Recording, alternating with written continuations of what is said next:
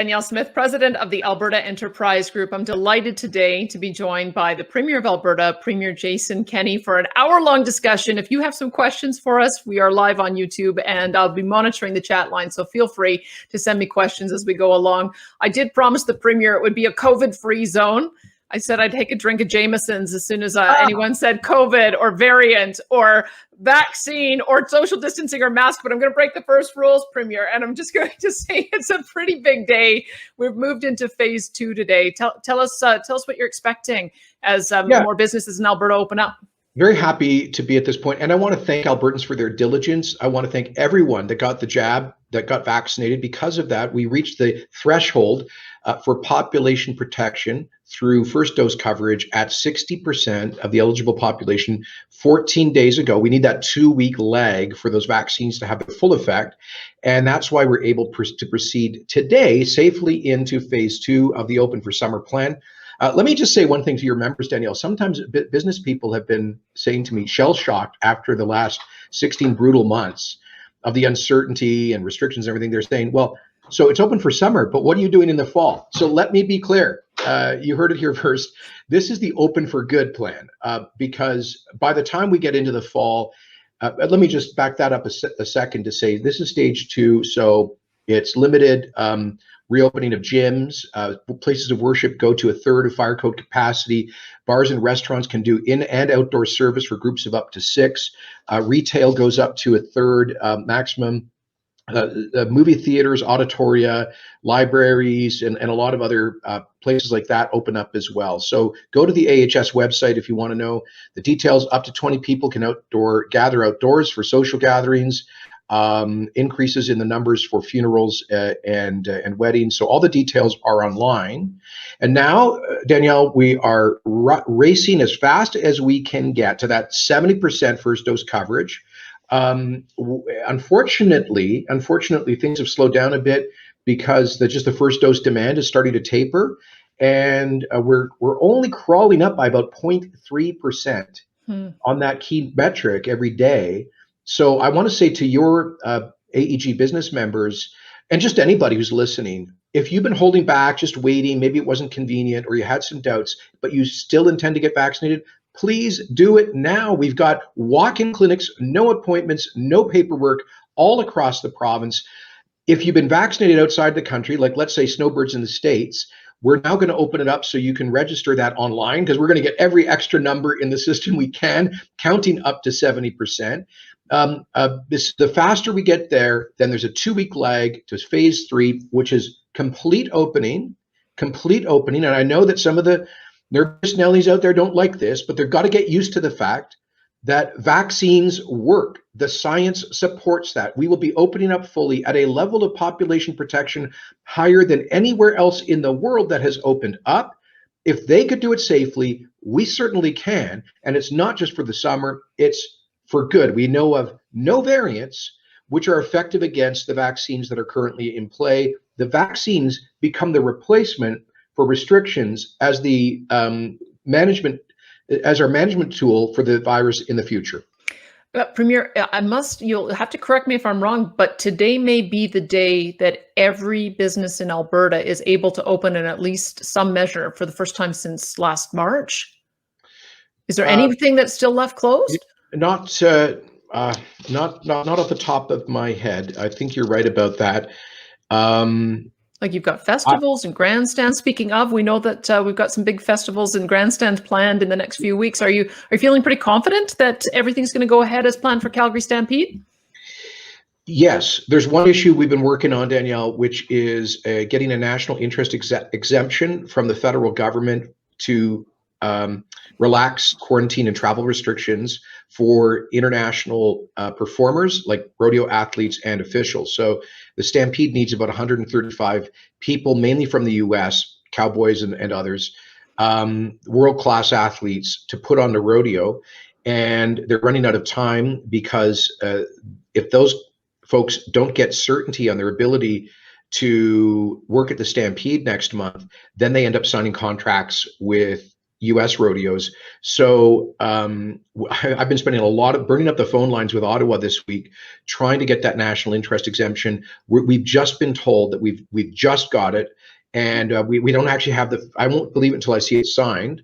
But it's been I'll be blunt with you, a last minute scramble to get the feds to show that reasonable flexibility. But with that in place, there will be a stampede. It won't be the same as in the past. The chuck wagon circuit just didn't have time to get organized this year, for example. But the Stampede's going to go on. And I think when I talk about the greatest summer ever, some people on Twitter mock and ridicule that. What I mean is just getting our normal lives back, grandparents being able to hug their grandkids, people being able to go over to their friends for backyard barbecues, being able to teenagers to take their boyfriend, their girlfriend to the Midway, go and watch the rodeo. It's the basic joys of life that I think we will appreciate more than we ever have after these 16 brutal months. The Stampede is going to happen, just like Dr. Hinshaw said. In 2013, we thought the floods would kill the Stampede, but Calgary rallied together and we saved the Stampede. The same thing is happening this year. All right. Let me ask you about your relationship with the federal government, because I guess there is one more area, even when we do get to phase 3, that's going to have to be sorted out. And that's a return of full international flight service to both Calgary International Airport as well as Edmonton International Airport. What can you tell us about the progress we might make there? So Alberta has been the most outspoken province in calling for a sensible change in travel restrictions. We have to continue to be careful with the variants circulating in certain countries where there's real hotspots. So Alberta's not suggesting that we just lift all travel restrictions. That would not be prudent. But nor should we be maintaining the kind of policies currently. What we're really asking for is that the federal government implement the recommendations of their own expert panel on COVID-related travel, which called for an ending of the hotel quarantine policy, and that's happened. But it just seems like a no-brainer, Danielle, that we should facilitate travel for people who have been fully vaccinated, particularly if they're coming from countries with low levels of viral spread. That's what's happening in Europe and many other places around the world. So we are advocating hard for that with Ottawa. In fact, I was just speaking to a federal minister about that last night. And Minister Chandra has made this point. I have with the Prime Minister and my fellow premiers. To be honest with you, Danielle, there are a few other provincial governments which are being very cautious about this, that are not on board with our recommendations for a prudent relaxation of travel measures. But bottom line is, I think we'll be there probably, I think sometime in July. I hope that the federal government will move forward. They did take a baby step on the hotel quarantine situation this week. And I'm hopeful that by July, August, by the time we get into August, that we will have a more sensible travel policy in place. We desperately need it for the future of our tourism industry, our hospitality industry, and the travel industry. WestJet is a backbone of the Alberta economy. Before COVID, we were lobbying WestJet hard to locate as many of those new Dreamliners here as possible so we could get more direct nonstop service around the world, not just good for tourism, but also for commercial connections. And so we need WestJet strong. And that means we need to get some common sense back into the travel policies as quick as possible. So we're fighting for that. It's a bit of a tense situation right now, but I think we'll get there. All right. Let's continuing on and talking about the relationship with Ottawa, because I've noticed a couple of collaborative announcements in the last few days. And in fact, I've been watching your Twitter feed, and I know you do a lot of COVID updates, but my goodness, there's just amazing good news stories on the business front. And two big ones in the last couple of days with Air Products, a major hydrogen installment going into Edmonton, but also this trunk line that the 5 major oil sands producers are getting in to be net zero, to have carbon dioxide go on a pipeline to a centralized location so that it could either be stored or turned into useful products. These sound like pretty amazing achievements, and it looks like they're all levels of government participating. Yeah, these are like massive game-changing developments. I'm glad you recognize the scale. So first, some context. The Conference Board of Canada did a report this week which said Alberta is leading Canada in economic growth in 2021. They are projecting, I think, 7.3% expansion of GDP. And most of the major chartered banks and economic think tanks agree with that projection that we're leading the country in growth. And Danielle, I'll come to those two announcements, but if you don't mind, let me just back up and offer some context here.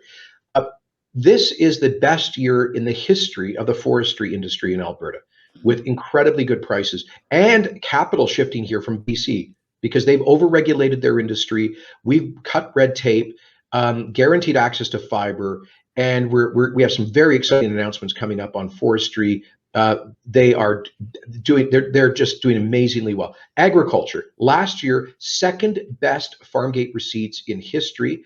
We're started into this year so far with good weather, with great prices, and there are some major announcements about value added and processing that we'll be making this year. Some really exciting things. We're talking billions of dollars of additional investment in Alberta-based ag, food processing and related areas, and plus our $800 million investment in modernizing Southern Alberta's irrigation infrastructure, which will improve yields and that will help with exports.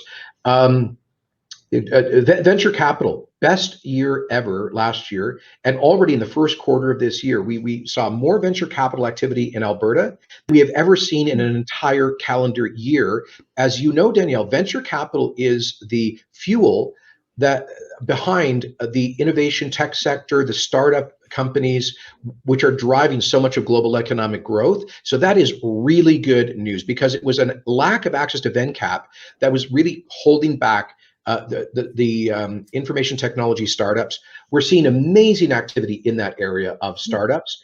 IT generally, in the last 6 weeks, we have announced the decision of Infosys, a global IT company, to locate at least 1,000 seats here, and that's likely going to grow to be 3 times that. And then last week, Mphasis, another Indian global IT company, announcing 1,000 positions minimum in quantum computing, machine learning, and artificial intelligence in a partnership with the University of Calgary. We worked hard on that. There's some other major tech investments coming.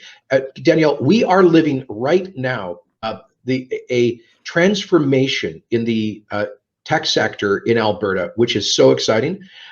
Film and television, best year ever in terms of productions that are underway.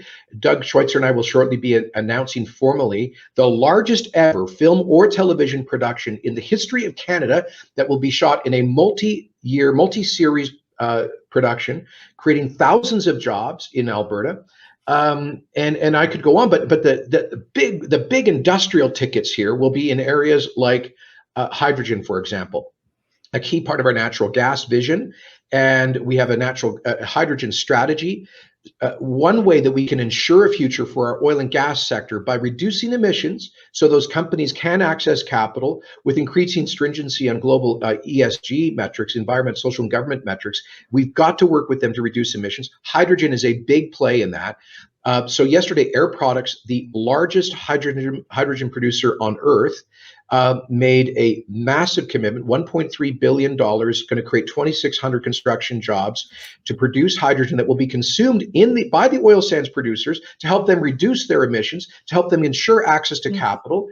It's a win-win-win, and also it creates greater demand for natural gas that will keep gas prices up. That helps with upstream jobs. So this isn't all just, green tech and all that stuff. This is, if we're concerned about the rig hands out there and the service industry in rural Alberta, that means more drilling for natural gas. That means we need good prices, increasing domestic consumption through hydrogen as part of this. And I'll just close with this.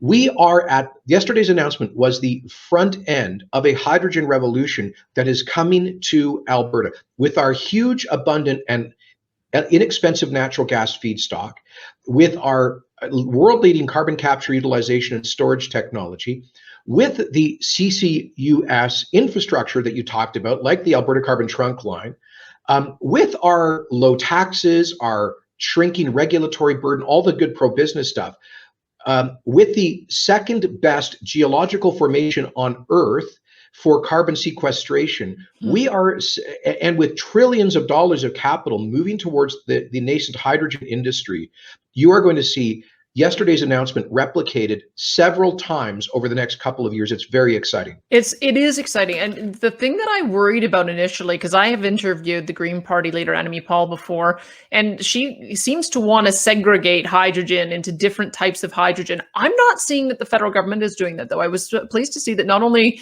were you on that press release, but so was Don Iveson, and so was Seamus O'Regan. Can you just give us some insight into how the federal government is approaching this? I think we're often feeling like that we get kicked around by Ottawa and they don't respect our industry. And I'm seeing, at least on hydrogen, there appears to be some meeting of the minds and some kind of breakthrough.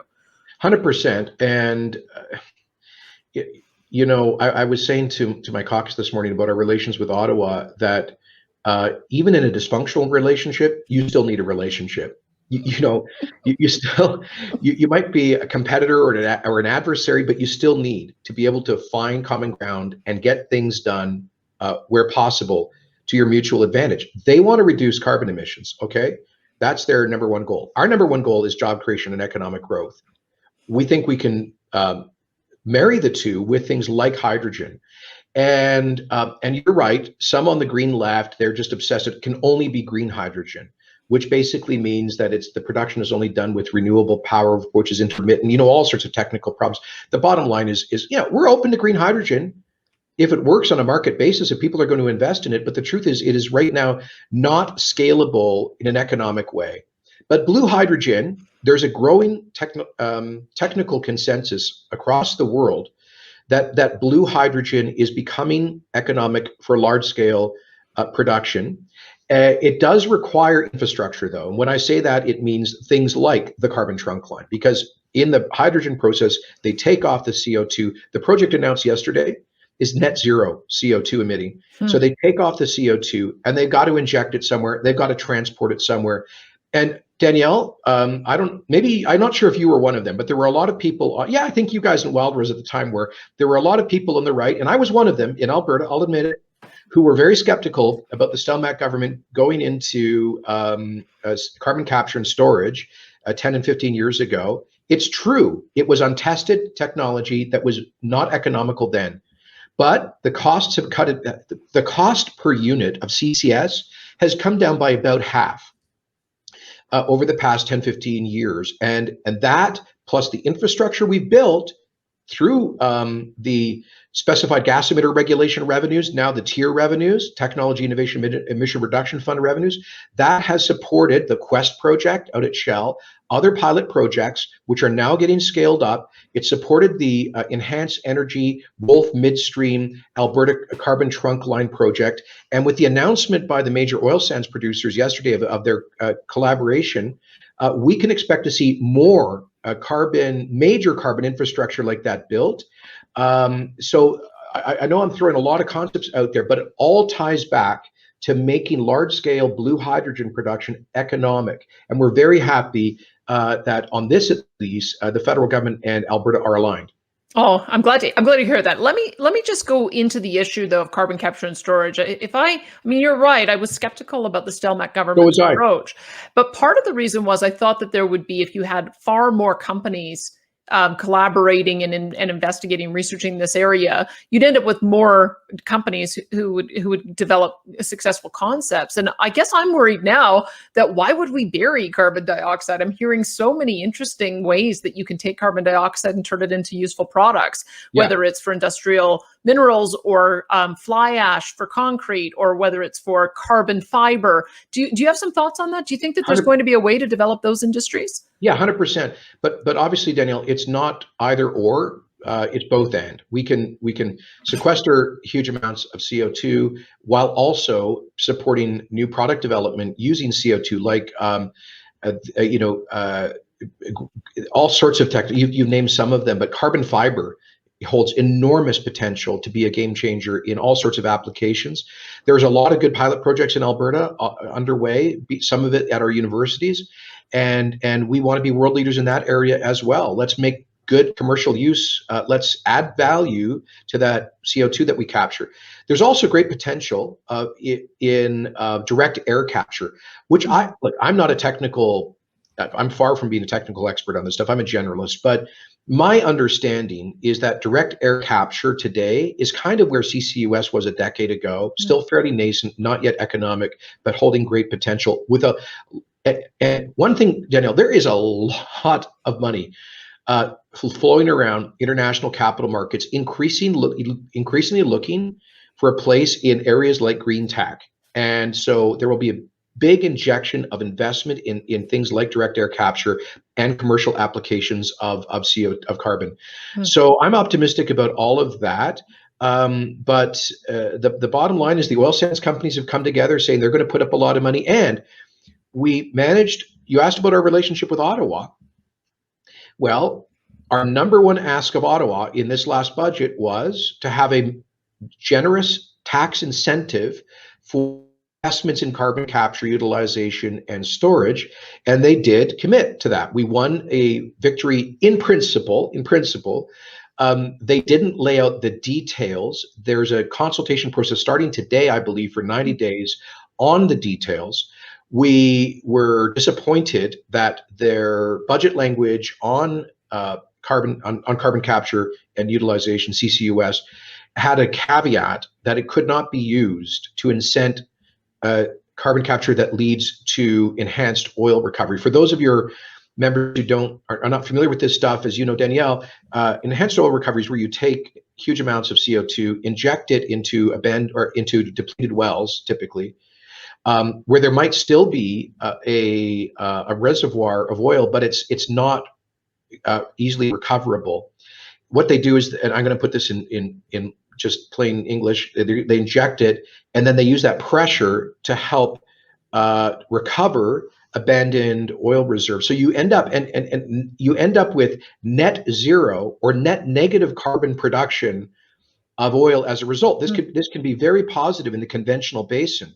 So we're not, I won't say fighting, but we're advocating very strongly with the industry that Ottawa allows us maximum flexibility and that we have an incentive for CCUS that is at least as strong as I think it's called the 46Q in the US tax code, which has led to major investments in CCUS technology in the United States. So that incentive will bring more capital into this. That capital will create jobs, and those projects will reduce emissions, which will increase the access to capital of our industry. I think it's a virtuous cycle in principle.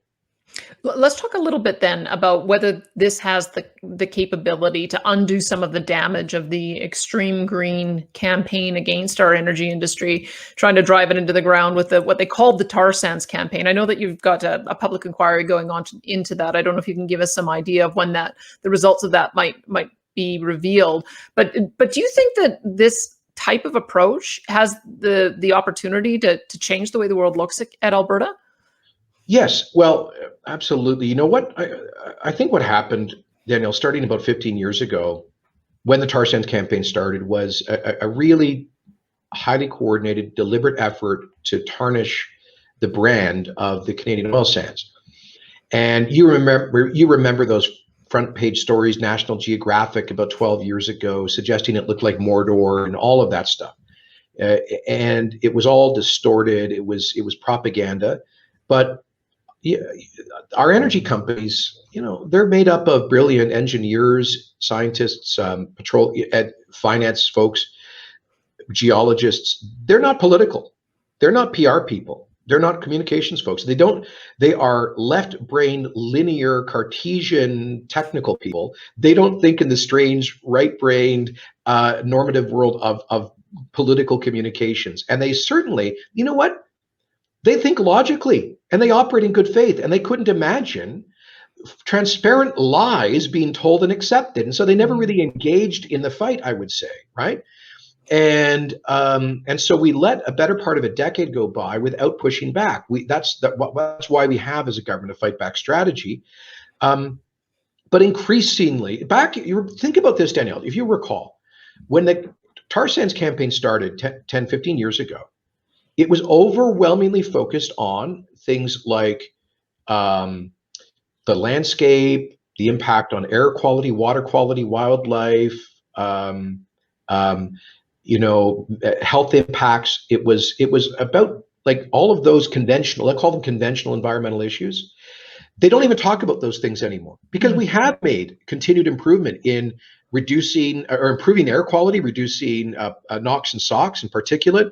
The oil sands have put forward an incredible story about land reclamation and big improvements on water monitoring and species protection. So we've, I think, addressed a lot of those perceived weaknesses in the conventional environmental set of issues. So where they've switched now, of course, is it's all CO2 all the time. And Daniel, we've been studying the campaign by Green Left and environmental pressure groups, especially in European capital markets, that have persuaded a number of major financial institutions, including global insurance companies, to essentially blacklist the Canadian oil sands. And let me tell you what the card trick is. They go to these companies and they say, you have to get out of thermal coal. Thermal coal is the worst source of CO2 in the world. It's cooking the planet, and you must divest or no longer provide financial products to the coal industry. And by the way, there's this thing called tar sands, which is basically coal. It's basically like thermal coal. You got to do that too. And they just kind of sneak it in. I've actually seen the products that they said, these letters, the propaganda that they use. They never point out that this is about the Canadian oil sands. They never actually refer to the emissions performance of the oil sands. They just bring it in under coal. And they basically say, we environmental groups are going to depict your bank, your insurance company, your hedge fund as being a planet killer unless you go to zero on coal and tar sands. And they deliberately conflate the two. Well, it's complete rubbish, as you know. And when you actually do an objective ESG analysis on the environmental performance generally, and the carbon outputs specifically of Cenovus, CNRL, Suncor, MEG, etc., guess what? They are in the top decile of global oil and gas producers. Guess who's in the bottom decile? Gazprom, Russia, PetroChina, the OPEC producers, Saudi Aramco, in countries where they have no transparency in terms of their reporting requirements. I'm sorry, I'm giving you a very long answer here, but the bottom line is that we have to fight back in those capital markets. That's one of the reasons I've set up an ESG secretariat in my Department of Executive Council. We also have Invest Alberta, with a new agency, which is going to be carrying our ESG metric to those investors. But they're not satisfied when we tell them that we've reduced carbon intensity by 30% in the last 20 years. They want to see what are our ambitious plans for the next 20 years. That's work that we have to undertake. Okay, I want to talk to you a little bit more about Invest Alberta, because I'm wondering about how people may get connected with those funds that do want to fund these new types of approaches. Like there's a great company I visited at Alberta or at the Edmonton International Airport called Wild and Pine, and they've got an innovative way of using some of the new hydroponic technology to grow little forestry seedlings. They want to grow to be able to do 10 million of these seedlings a year to help with the replanting program and sequestering CO2. Also, C6 is another company that I think Doug Schweitzer has met with them. They have a new proposal for how they can inject CO2 into bitumen and then turn bitumen into carbon fiber without having any emissions. But there's always this sort of connection of, we have these great products, we have these great companies. Is there a role that Invest Alberta can play in connecting them with those who want to fund those types of projects? Yes, and so Invest Alberta is a new Crown corporation that we set up 6 months ago. It is part of our recovery plan. We realized that, look, as you know, Danielle, our election platform was it was obviously all about jobs and growth, and realizing there'd been a huge outflow of investment from the province. We needed to turn that around. And when we took a look at it, we just thought that our investment promotion efforts were a bit scattered, not properly coordinated, not enough resources devoted to it. As you know, Alberta has a couple dozen offices around the world, but they were almost all focused exclusively on product exports as opposed to inbound investment, and mainly for ag products, which is fine. But we've now brought all of those offices in under the aegis of Invest Alberta, and their number one mandate now is to beat the bushes in those markets for inbound investment opportunities. So if there are companies here looking for, I'll give you an example. I have a acquaintance who runs a really cutting edge Alberta micro distillery, and they want to go into longer term products that add in, to set aside as a distillery barrels for 12 or 20 years is a huge capital investment and risk. So they need to recapitalize. And I connected them to the team at Invest Alberta, who immediately knew of some Indian investors interested in the spirits industry. And so they can play that matchmaking role. I can't guarantee, Danielle, that they can respond to, like they can help every single business enterprise find capital. Let's be realistic, but they have certain areas of focus. I would just encourage any businesses who are interested in this, who are maybe looking for foreign sources of capital, or frankly, domestic sources within Canada. I would ask them to go to the Invest Alberta website, fill out the email form, indicate which area you're operating in, and give them a general idea of what kind of questions you have. And they'll have one of their specialists give you a call and see if they can be helpful. Excellent. Let me ask you another question, sort of from a general perspective of being able to attract investment capital. I was speaking with Niels Veldhuis, the president of the Fraser Institute, and one of the things he's tracked over the last about 8 years is the amount of capital from Canadians that is leaving the country and the amount of foreign capital we're not able to attract. It's a shortfall of about $186 billion over the last 8 years. And part of what he thinks is the problem is all of the talking down of wealth creators and job creators and the wealthy. And I wonder if there's anything we can do about that, because at the federal level, it seems like they're leaning in the direction. They haven't announced it yet, but it looks like they're leaning in the direction of imposing new wealth taxes. What's your thought on that? On that point, it's slightly off topic, but relevant. Jack Mintz has a great column out today, I think, in the Financial Post about the danger of globally coordinated minimum corporate taxes. Let me just say, I share your concern.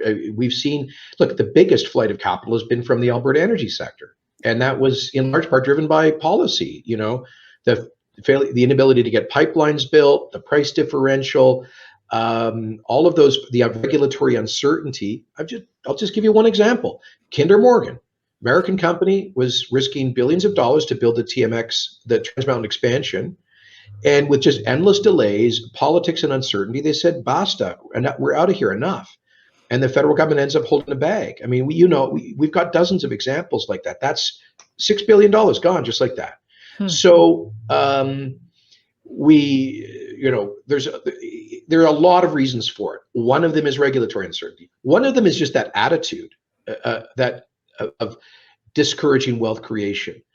Another is taxes and policy. So that's why the centerpiece of our government's economic strategy has been the job creation tax cut to reduce by a third Alberta's corporate tax burden. We accelerated it, fully implemented it on July 1st of last year. And now we have by far the lowest federal provincial combined business tax rate in Canada. We're at a provincial rate of 8. The other provinces are typically at 12 or higher. And if President Biden succeeds in raising the US federal rate by 8 points, 12 points, that's what's before Congress, Alberta will have by far the lowest combined business taxes in North America, significantly lower than Texas, which doesn't even have a state corporate tax. So I would hope, Danielle, in that, and I got to say this to the business community and to business groups like yours,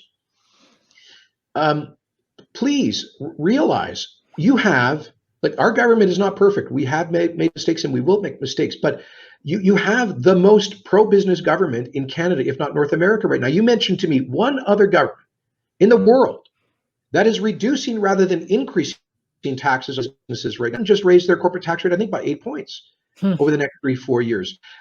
They're all raising their taxes to deal with the post-COVID costs. We're lowering them to incentivize new private sector investment. We think that's the best way to deal with the fiscal challenge long term.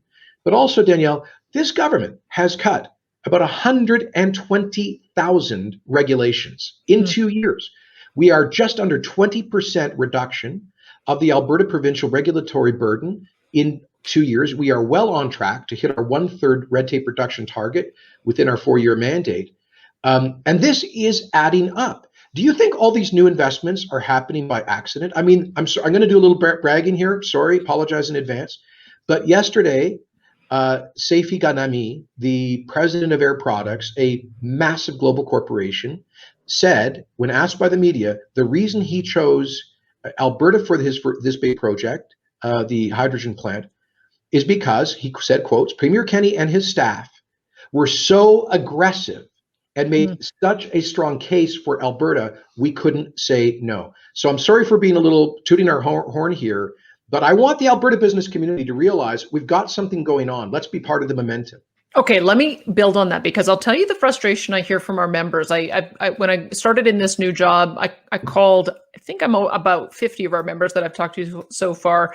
And the number one issue that they raise with me is how long it takes to get a permit approved. Now, some of that is at the provincial level when you're talking about aggregate and when you're talking about some of the energy projects, but a lot of it is also at the municipal level. And I'm wondering if there's anything you can do. Maybe we can talk about the first one.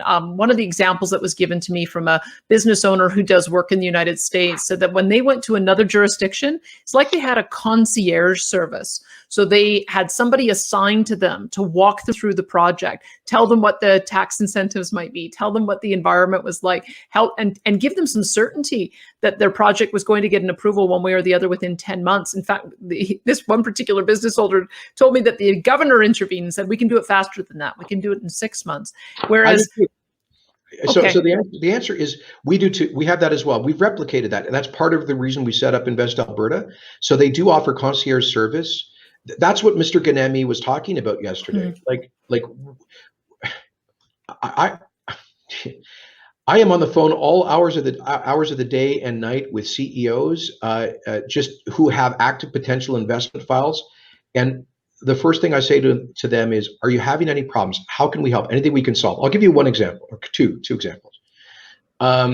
We brought in legislation per our platform to give municipalities under the Municipal Government Act the power to offer long-term and substantial property tax breaks to companies to attract new investment. And we did this because we're competing with places like Texas and Louisiana that do that all the time, right? So we need a level playing field. This was actually originally an idea of the Industrial Heartland Association. So we put that in our platform. We brought in the legislation.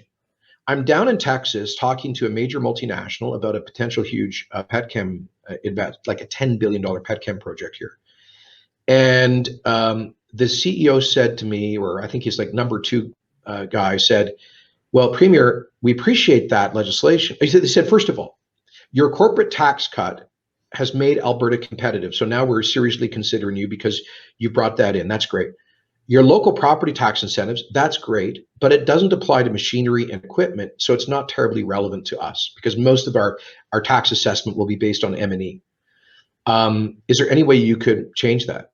I said, absolutely. I literally picked up my phone at the meeting in Houston, called our Minister of Municipal Affairs and my staff in front of this company. And I said, I explained the problem.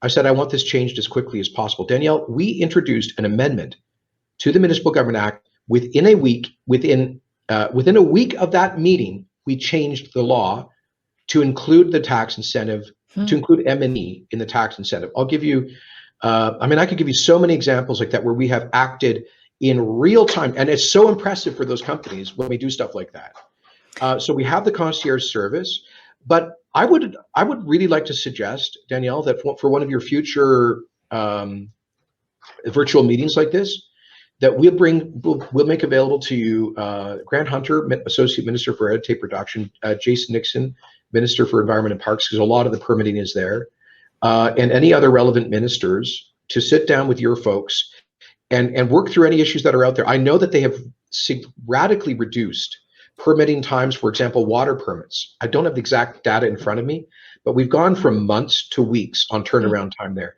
I think some of the complaints you're hearing may be a memory of things moving slower in the past, but if there are holdups in the system, we are desperate to fix them. We just need to know where the holdups are. I'll take you up on that. Let's talk about municipal, because they might have to be in on this as well. I mean, part of the issue that you face at the municipal level of Oh yeah. government is that it's uncertain. I mean, if you're a large, I should give some credit to Edmonton. If you're a large project, they will assign some client services folks with you to help see you through the process. But I think you saw in Calgary with the Dairy Queen permit holdup that you've got council members who are making really arbitrary decisions that are putting not just weeks, not just months, but years worth of delays on some of these projects. And the municipalities are a creature of the provincial government. You've got legislation that you could put in place to mandate that they move a lot quicker. Is there any appetite to do that, or how do you think it should be dealt with? Yeah, there is a big appetite to deal with it. And we hear the same complaint all the time. Very frequently, we hear that the biggest disincentive to investment is actually more at the municipal level. And I'm not saying this to beat up on a different order of government. They've got their challenges. I respect that. But every time I speak to the Alberta Urban Municipalities Association or the Rural Municipalities Association, this is the theme of my talk. It's let's be Team Alberta, rowing in the same direction towards jobs growth and investment. Let's do everything we can to reduce red tape, to speed up permitting, to provide concierge service, to cut our tax burden rather than raise it. A number of municipalities, I think, actually are very good about that. They're very intentional. Others, I don't know, maybe it's a cultural issue. You mentioned that the Dairy Queen stands out as a great Calgary example. There's a town south of Calgary where a local business was going to make a huge investment in a kind of manufacturing industry that would also have a tourism draw. And it was just great for this local town whose economy is struggling. But they had to wait 3 going on 4 years for a permit to build out. And finally, I got municipal affairs here to solve the problem for the Muni, to explain that they could find a creative way around some 1956 bylaw that they were hung up about. So we brought in I forget what we call in the platform. We called it the fiscal report card on municipalities, which is providing metrics. So taxpayers can go online and see how their municipality is performing in terms of tax rates and everything. I think we need to do the same thing somehow on regulation. Oh, definitely. For the province, we're doing that through our red tape reduction action plan. We need the munis to do it as well. And look, I guess I don't want to be too critical, because I have seen a number of examples where munis are trying to get on board. But I think this could be a really useful area for you to focus on at Alberta Enterprise Group. You guys are the unapologetically pro-business organization. I think you're willing to get into the corners, and this is an area where I think really should focus. I definitely will. It just even if we were able to track how long it takes to get a permit approval, that would at least allow us to gauge one municipality against another. Look, I want to ask you a bit more about tech, because I know you're very bullish on that. I was at a meeting yesterday of the Tiger 21 group, and there were a number of people who are involved in the tech space. And one of the things that they've been asking about is whether there's the ability to use some of our existing investment vehicles like AIMCO. I guess AIMCO already does venture capital investment. You've already talked about the success that they've had in attracting venture capital. But there is this other level in the tech space of, I think they call it pre-revenue investment. And you need the angel investment, because for every 100 tech companies, a couple of them are going to turn into unicorns. You just don't know which ones are going to be unicorns. And if you wait until they are, then you might kind of miss out on the investment opportunity. Is there any thinking going around to how you might be able to incentivize that early angel investment? Yes, and there's been, as I say, as you know, there's huge momentum in the tech sector in Alberta, which is great news. Let me just tell you what we've done. First of all, we brought in, as part of the recovery plan, the Innovation Employment Grant, which we announced in July of last year, which is a big look. You and I, neither of us like government, but micro incentives and you know what, from a pure classical liberal view, we would call interventions. But Danielle, I'm here to tell you that if we want to play in that huge space in the future economy, in the digital sector, in innovation and all of that, we have to be competitive.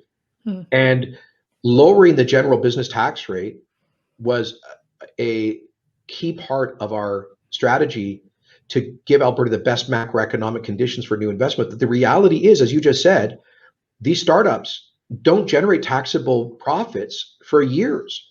I think the CEO of Benevity, which is it's a unicorn. Alberta-based company. They recently raised $1 billion on an IPO. Benevity, the CEO told me they've been at this for 10 years, and I think they still haven't generated a taxable profit. So they don't benefit from generally low tax rates.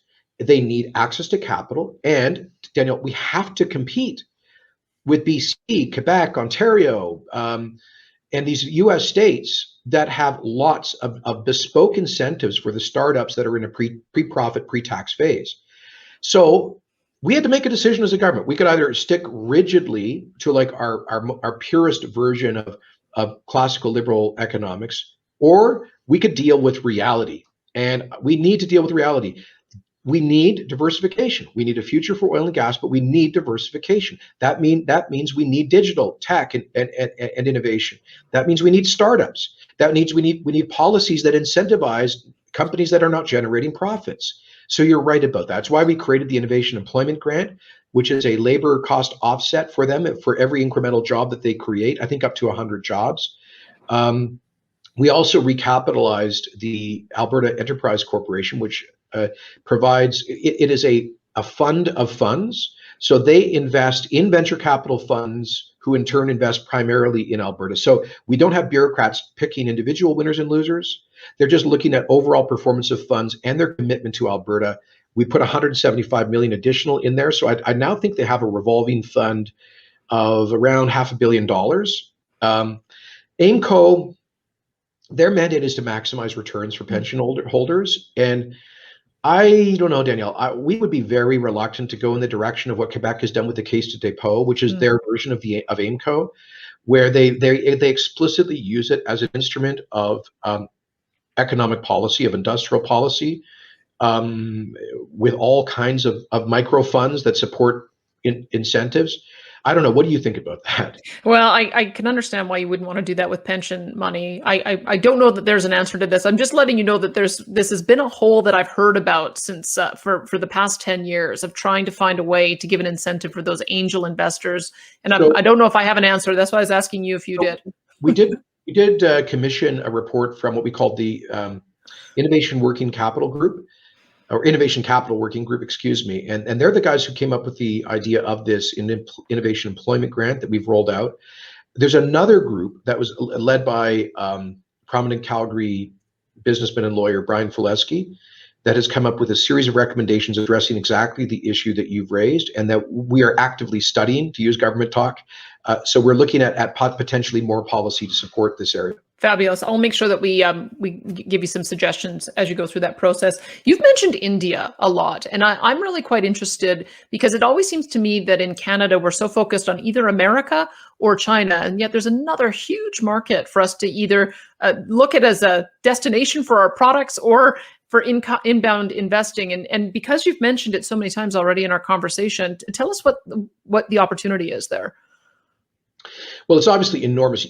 It's no secret that I'm a friend of India. I played a significant role in the Harper government in our massive improvement of Canada-India relations after it had been in the deep freeze for 30 years. And I have good friends amongst the senior Indian leadership. You may remember I did a visit as leader of the opposition to renew some of those friendships. We have Indian companies that, look, there's Indian oil and gas companies that do have an investment presence in Alberta, but increasingly India is becoming the United States continues to be the world leader in tech and innovation, but India is catching up in a big way.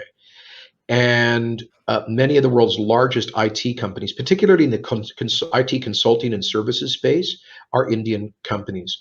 Their original business model for companies like groups like Tata Consulting, Infosys, Emphasis, et cetera, was a lot of offshoring. So North American corporations that needed backroom tech support would go to these Indian companies, and they would be operating at much lower labor costs, let's be honest, because a software engineer in Bangalore is probably getting paid 20% of a software engineer in Silicon Valley, if that. So they were able to have a huge competitive advantage in a industry that is borderless. You don't need to be physically present necessarily to do the work. So a lot of this was a kind of international contracting out model that they built. But more and more, these companies realize they need a physical presence and to service their local clients. So that's one of the reasons we've seen two of these major Indian companies locate headquarters in Calgary this past month or two. There will be a lot more of that. Danielle, there's an overused word in the tech sector, ecosystem. Sometimes I roll my eyes with all the jargon that you get out of the tech people. But really what that means is it really means kind of an industry. It means a multifaceted industry. It means you've got colleges and universities that are churning out kids with high levels of digital literacy and skills. It means you've got a lot of startup activity because there's a lot of creative destruction in that space. As you know, I think 80% of those startups never make it to a commercial phase. So people are constantly getting access to venture capital, trying to start something, it fails, but they go into something else. They learn maybe one tranche of their tech project turns out to be commercially viable, and they go off and they raise money again. That's the ecosystem idea. A critical part of that is the labor market. You need enough workers with relevant training and skills. Here's where I think we have an opportunity. We have high unemployment. In places like Calgary, we've got tens of thousands of technically brilliant people, petroleum engineers and finance people who got laid off from their white collar jobs in the oil patch in the past 5 years. They're underemployed or unemployed. If we can bridge the gap for them to get trained into digital jobs, there's many places across North America where software engineers are getting paid $120,000 a year on average. These are not bargain basement jobs. So I think that's our potential if we can attract more investment from these Indian companies, for example. All right, let's talk a bit about, because I know that in your previous life as well, you did a tour of countries that are well ahead of us in their approach to trades training. As I was going through, I put in a submission for a charter school for trades. I should just let you know that. And I know that Lisa Davis has been helping me. She's got a STEM charter school that has been approved. But I'd be interested in knowing what your vision is on that, because you created a separate pathway to get approval for trades education. And I just know from the people I spoke with who accompanied you on that trip, and there's so many of them, that this is an area that you think that we can make some real changes in. You've got your post-secondary minister, Dimitri Nicolaitis, leading it. But what is it that you're hoping to accomplish there? This area is really close to my heart. What I'm hoping to look, as the federal minister for employment, I took that study mission to Germany to understand the success of their what they call dual training system, which is basically their apprenticeship system. And Danielle, in Canada, we have historically high youth unemployment, and in good economic times, we also have skill and labor shortages. You'll remember this. You used to beat up on me when I was the federal immigration minister for not letting more temporary foreign workers to address the skill shortages that Alberta businesses were facing a few years ago. And so there's this weird mismatch in our labor market, right? Unemployed young people, but skill and labor shortages. But in Germany, they don't have that problem. This is the Germanic system: Switzerland, Austria, Germany, the Netherlands, because their whole education system is geared towards labor market integration, towards the jobs that are actually available through experiential learning, technical on-the-job training, involving employers and unions. So how does that work? Well, typically, if you're a 16-year-old, let me back that up. When you're sort of in grade 9, you're grade 8 or 9, sort of 14, 15, you get 2 1-week mini internships or job placements. So that's 4 over basically grades 8 and 9, 4 weeks spread out over those 2 years, where you get to check out what your interests are. You get to go and spend a week with a photographer if you're interested in, and follow them around and learn that business. You get to go spend a week, I don't know, in a bank, seeing what do bankers do, on a work site, and what do machinists do.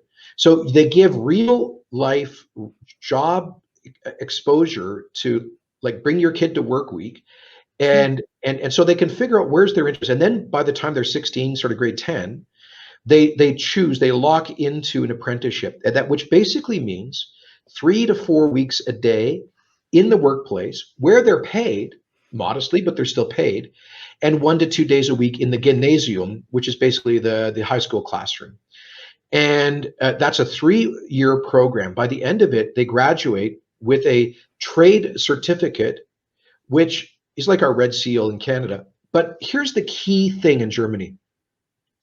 That certificate is considered by everyone to have the same value, merit, and worth as a university degree. There is no snobbery, no second-class view about vocational training.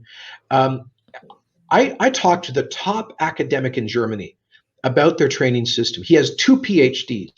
I asked him, what's your biggest concern? He said, my concern is that we're seeing a growing share of young Germans going directly into academic university as opposed to these apprenticeship programs. Danielle, could you imagine finding a university professor in Canada who would bemoan too many university students and not enough going to SAIT and NAIT or going into apprenticeship programs? They have a totally different mindset. They call it the parity of esteem, the equality of esteem between trades and professions, between apprenticeship and academic learning. That's what we need. Now, that's a huge cultural shift. We're not going to get there overnight. We're trying to increase the incentives. We've massively expanded the high school registered apprenticeship program. We've given more money to Careers the Next Generation. Minister Nicolaides has changed the funding formula for our post-secondary institutions to provide more funding to programs that have better employment outcomes, trying to bend the curve. So I shouldn't pick on any discipline, but I don't know, how many more master's degrees in sociology do we need? But I'll tell you this, during the boom years, we had 2-year wait lists to get into a welding programs. Why then would we be subsidizing a program with little or no labor market demand while constraining resources to programs with massive demand? So those are just some of my random thoughts. We put together an advisory committee on skills for jobs, which has provided a bunch of recommendations. I could go on, but this is a special one. You should bring in Dimitri Nicolaides to talk on this subject alone. I absolutely will. I want to understand where you're going as well with charter hospitals, because I know that in the education department, since I've now submitted an application, you actually have a dedicated person in that department that will help walk you through the application to ensure that you've made all of the you've crossed over all the T's and dotted all the I's that you need to before it goes to the minister. Do you have something similar in healthcare? Because I know of a couple of people who are interested in pursuing, now that you've allowed the idea of charter hospitals, but what is the pathway? Is there a pathway? Do you know of any initiatives that are coming forward? And I'm interested in knowing what you hope to achieve with that. For sure. Well, Minister Shandro opened up a request for proposals process last year, pre-COVID, for what we call chartered surgical facilities. And he opened up a substream for First Nations that are interested in hosting these facilities on reserve, which we think would be a very creative way of dealing with the federal government should it ever seek to object to charter surgical facilities.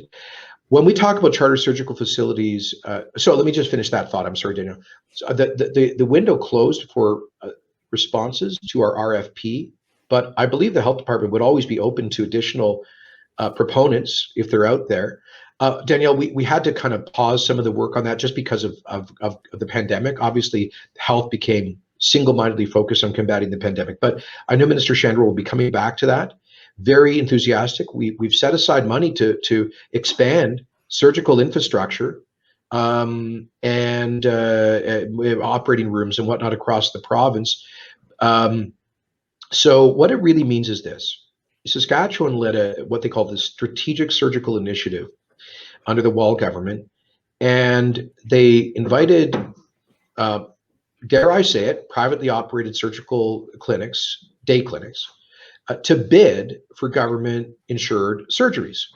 And lo and behold, they found that the private clinics were able to perform more surgeries at lower cost with equal or better outcomes. And it shouldn't be surprising because these are very focused clinics where they're doing one thing. They do it extremely well. You know, think, for example, of the Shouldice Clinic that is specialized in hernia surgery in Toronto for 75 years. They are grandfathered under the Canada Health Act, by the way. Think of the gimbal eye clinics, for example. So when you have a specialized clinic, they become super efficient at what they do. They are not constrained in the same way as the government is by collective bargaining agreements and the coffee breaks that interrupt surgical schedules.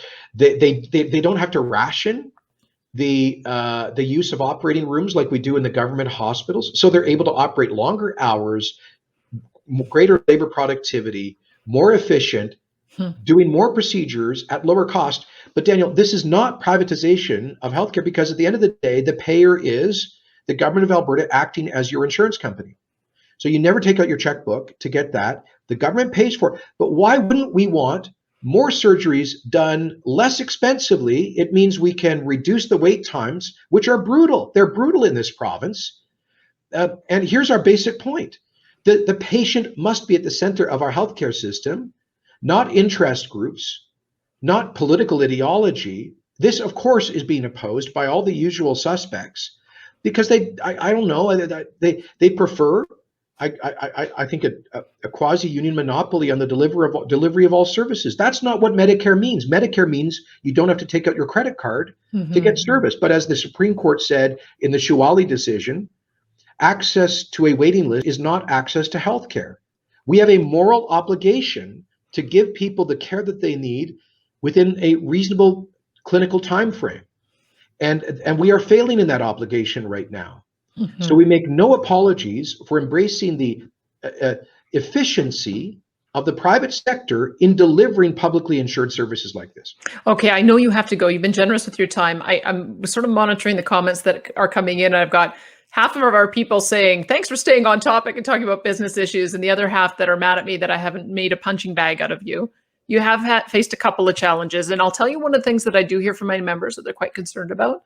I think they're worried that if you can't win back some of that vote that seems to be sliding over to the Wild Rose, that we might end up with an anti-business NDP government in 2 years' time. And so just to finish off, what do you hope to do to be able to win back some of that group that voted for you in the last election, but are feeling a little disillusioned right now?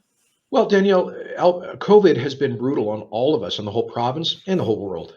It's been particularly brutal on this government in a context where, as you and I have discussed before, we've had an extremely polarized debate about COVID in this province, and our government has been essentially, we lost the confidence of a lot of Albertans who thought that our COVID response was too weak and too reluctant.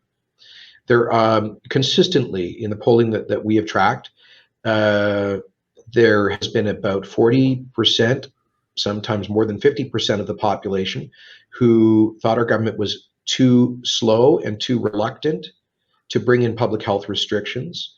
And then there has been pretty consistently 15 to 20% who think, like you, that we were too fast and too stringent in the public health restrictions.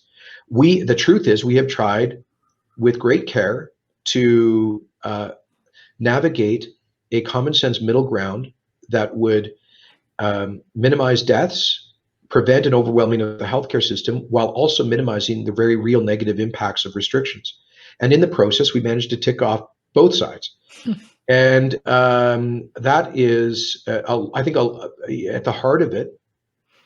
I don't think we've lost any supporters, Danielle, because of our general performance as a government. We have implemented already substantially or completely over 80% of our platform commitment halfway through our mandate. So we haven't lost any conservative supporters for having repealed the NDP carbon tax, for having brought in the Open for Business Act, for having brought in the job creation tax cut, for having repealed the Bill 6 attack on farmers, for having restored parental authority in education, for having brought forward a back to basics focus in the curriculum, for having focused on apprenticeships and trades in the education system. We haven't lost any conservative supporters for having sued Justin Trudeau over the carbon tax, for suing him over the Bill C-69, No More Pipelines law, for supporting a First Nations lawsuit against the tanker ban 48. We didn't, I think, lose the conservative votes over making the investment in Keystone XL to go to the wall to defend a future for the energy sector. I don't think we've lost any conservative votes for having cut the regulatory burden by 20% in Alberta, but for having brought in a citizens initiative law and a recall law, the most important democratic reforms in Alberta history. I don't think we've lost Conservative support for our basic performance as a government. I think people were ticked off with us for restrictions that we felt were necessary to avoid massive deaths and an overwhelming of the healthcare system. But now we are coming to the very end of COVID. We get to move into what I call the best summer ever. We will be lifting all restrictions end of June, beginning of July, not just for summer, but for good. And really, as a province, we get to hit the reset. We emerge into the strongest economic growth in the country, 7% plus economic growth this year, and we think next. Recovery in commodity prices, and we begin to yield the fruit of the incredibly hard work that we have done in our pro-growth policies, all of the deregulation, the tax cuts, all of it coming together in what is going to be an economic renaissance. Our traditional supporters, or our voters, elected us to do two things fundamentally. Grow the economy, remember, jobs, economy, and pipelines, and fight for a fair deal for Alberta. We will be recentered on those issues, jobs, the economy, and this fall we'll have the referendum on equalization. We continue to work on other bold initiatives to increase Alberta's autonomy in the Federation. So we get 2 years. A week is an eternity in politics, as you know, and you've been through some of those weeks, as have I. Sure have. And we've got 105 weeks before the next election. That's 105 eternities. You're going to look back a year. Let's do this interview. Let's book it for a year from now. You're going to look back. The entire political situation, I think, will look totally different. Once we can get out there, reconnect with people, and communicate everything that we've done that they elected us to do, and COVID recedes as a distant and bitter memory, I am deeply optimistic. You know what? Next time we speak, I hope I never have to say the C word again. Thank you so much. You've been so generous with your time. I appreciate it. You got it. That was the Alberta Premier, Jason Kenney. You'll be able to watch this later on podcast. I'm Danielle Smith, president of the Alberta Enterprise Group. We'll see you again. Thanks, Danielle, and congratulations on your new position here. My pleasure. Yeah, thank you, and thanks for joining us today. Appreciate it.